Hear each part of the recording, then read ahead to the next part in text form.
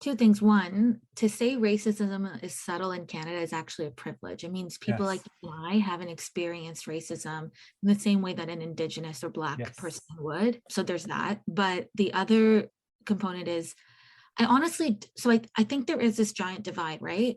I do think that there's this like growing gap. I do think that the people who are wildly wealthy are in it for different reasons than we are. Like Squid Games is a weird way of looking into that, to be like, this is sport for them and something that we would never think to find as sport, but like it was for like the wealthy folk. And that means that everyone who isn't that level of wealth should be on the same team, because it just doesn't make sense that we're like, anyways. But I don't actually think that the divide is a 50-50 split. I think there's like people on one end who are loudly protesting inequities, and then people on one end who are loudly protest, like saying that like QAnon is God, or whatever the QAnon people are saying. I'm not actually sure. I don't follow it.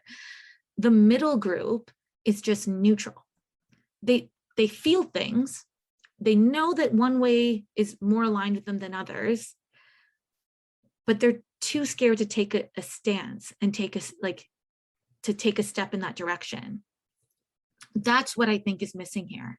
And I think the moment that group of middle people, who it's a privilege to not take a stance, first of all, but for that middle group, if for as long as they stay at neutral, like this weird neutral level thing, it's going to continue to be this giant divide, or it's going to continue to feel like that because there's like a silent majority in the middle that, by being silent, are making it seem like it's an even split, but it's not. I honestly believe the vast majority of those people are good. What they're lacking is information that invites them into a conversation, action steps that make them feel like there are solutions to these big giant issues, and no judgment safe zone of like joining it. Like, we're not expecting someone who starts to give a crap about these things tomorrow to have the same knowledge base as someone who's been fighting these fights for 30 years.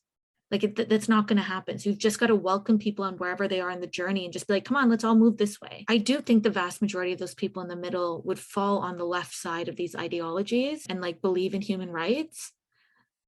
I just don't think they're ready to come out of that space yet. So I hope that content like what we're creating invites them into it.